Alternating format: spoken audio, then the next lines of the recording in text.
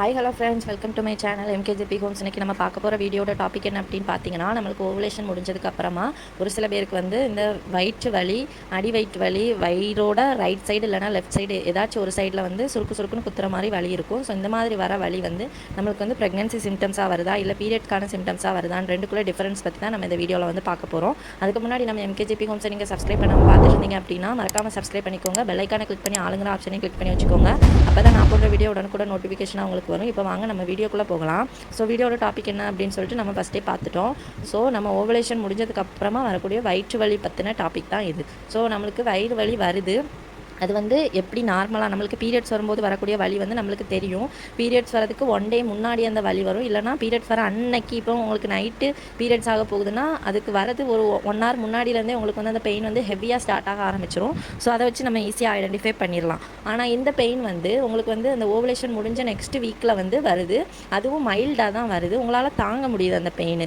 அப்போது இது வந்து என்னன்னு சொல்லி நம்மளுக்கு டவுட்டாக இருக்கும். ஒருவேளை நம்ம வந்து பேபிக்கு ட்ரை பண்ணிகிட்ருக்கோம், அதனால நம்மளுக்கு இந்த பெயின் வருது, ஒருவேளை நம்மளுக்கு பேபி ஃபார்ம் இருக்குன்னு கூட நம்மளுக்கெல்லாம் தோணலாம். ஆனால் அது உண்மையிலே பேபி தானான்னு உங்களுக்கு வந்து எப்படி கண்டுபிடிக்கலாம்னு சொல்லிட்டு பார்த்தீங்கன்னா, இப்போ உங்களுக்கு அடி வயிற்றுலையும் சரி, தொப்புளை சுற்றியும் சரி, அதே மாதிரி வயிற்றோட ரைட் சைடு இல்லை லெஃப்ட் சைடு ஏதாவது ஒரு இடத்துல, இந்த 3 பிளேஸில் ஏதாச்சும் ஒரு இடத்துல தான் அந்த வலி வரும். ஸோ அந்த மாதிரி வலிக்கும் போது உங்களுக்கு வந்து எப்படி அதை வந்து கண்டுபிடிக்கலாம் அப்படின்னு பார்த்தீங்கன்னா, அது வந்து பேபி ஃபார்மாக இருக்குன்னு சொல்ல முடியாது, பீரியட்ஸ் வரப்போகுதுன்னு சொல்ல முடியாது.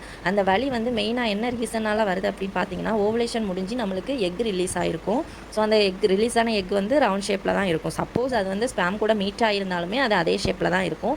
உடனே வந்து பேபியாலாம் ஃபார்ம் ஆகாது, அதுக்கும் கொஞ்சம் ப்ரொசீஜர்ஸ்லாம் இருக்குது. ஸோ அந்த ஃபார்ம் ஆன அந்த ரவுண்டான எக்கு வந்து அந்த ஃபெலோப்பியன் டியூப் வழியாக மெல்ல மெல்ல நகண்டு நம்ம யூட்ரஸ்க்கு வரும். ஸோ அந்த டைம் ட்ராவலிங் டைமில் அந்த இடைப்பட்ட அந்த நேரத்தில் தான் இந்த வலிகள்லாம் நம்மளுக்கு வரும். ஸோ வந்து இதை வச்சு நீங்கள் வந்து தெரிஞ்சுக்கிருப்பீங்க. ஸோ இந்த இடைப்பட்ட டைமில் வரக்கூடிய இந்த வலி எதனால் அப்போ வருதுன்னு உங்களாலேயே ஈஸியாக ஐடென்டிஃபை பண்ண முடியும். ஸோ அந்த எக்காக இருந்தாலும், வெறுமனே எக்காக இருந்தாலும் சரி, சப்போஸ் அது பேபியாக ஃபார்ம் ஆகி அந்த எக்கு அந்த ஸ்பேம் கூட மீட் ஆகி அந்த வரக்கூடிய எக்கும் சரி, ரெண்டுமே ஃபெலோப்பியன் டியூப் வழியாக வந்து நம்ம யூட்ரஸ்க்கு தான் வந்தாகணும். அது பேபியாக ஃபார்ம் ஆகணும்னாலும் சரி, பீரியட்ஸ் வரதுனாலும் சரி, ரெண்டும் யூட்ரஸ்க்கு தான் வரணும். ஸோ அந்த வரக்கூடிய அந்த வலியை தான் நம்மளுக்கு வந்து இப்படி லைட்டாக வந்து அந்த வலியாட்டு அது வந்து நம்மளுக்கு காட்டுது. அதனால தான் அந்த மெல்ல மெல்ல நகண்டு வரனால நம்மளுக்கு வந்து சுருக்குன்னு குத்துற மாதிரி ஒரு பெயின் வருது. ஸோ அதனால் அது நம்மளுக்கு தாங்கக்கூடிய அளவில் கூட வருது.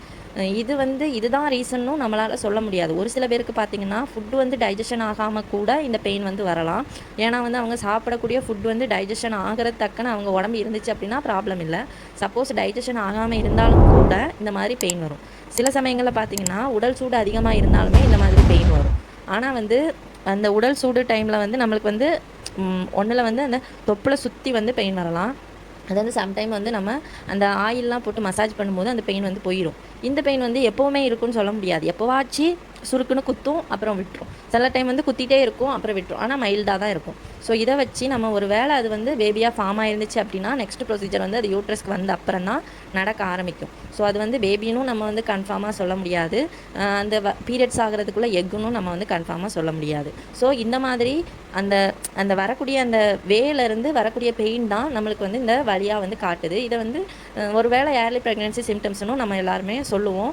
சப்போஸ் நம்மளுக்கு வந்து எல்லாத்துக்குமே மெயினாக பார்க்க வேண்டிய ரீசன் என்ன அப்படின்னு பார்த்தீங்கன்னா, நம்மளோட பீரியட்ஸ் வந்து டிலே ஆகிறது. ஸோ இதுதான் வந்து மெயினான இம்பார்ட்டண்ட்டான ஒரு விஷயம். ஸோ பீரியட்ஸ் டிலே ஆகிடுச்சு அப்படின்னா நீங்கள் வந்து நெக்ஸ்ட்டு கார்டு போட்டு செக் பண்ணி உங்கள் ப்ரெக்னென்சியை வந்து கன்ஃபார்ம் பண்ணிக்கலாம். ஸோ இவ்வளோ தான் இதில் உள்ள மேட்டர். ஸோ இதனால் நீங்கள் வந்து டென்ஷன் ஆகாதீங்க, உங்கள் மைண்டை போட்டு குழப்பிக்காதீங்க. சப்போஸ் உங்களுக்கு பேபி ஃபார்ம் ஆகிருந்தாங்க அப்படின்னா இன்னும் உங்களுக்கு நிறைய சிம்டம்ஸ் எல்லாம் தெரியும். ஸோ அதெல்லாம் என்ன சிம்டம்ஸ்னு உங்களுக்கு தெரிஞ்சுக்கணும் அப்படின்னா நம்ம கமெண்ட் செக்ஷனில் கமெண்ட் பண்ணுங்கள். இந்த வீடியோட டாபிக் உங்களுக்கு யூஸ்ஃபுல்லாக இருந்துச்சு அப்படின்னா மறக்காமல் சப்ஸ்கிரைப் பண்ணுங்கள், ஒரு லைக் போடுங்க, கமெண்ட் பண்ணுங்கள், நம்ம சேனலுக்கு சப்போர்ட் பண்ணுங்கள், எம்கேஜிபி ஹோம்ஸை சப்ஸ்கிரைப் பண்ணுங்கள். Thank you friends.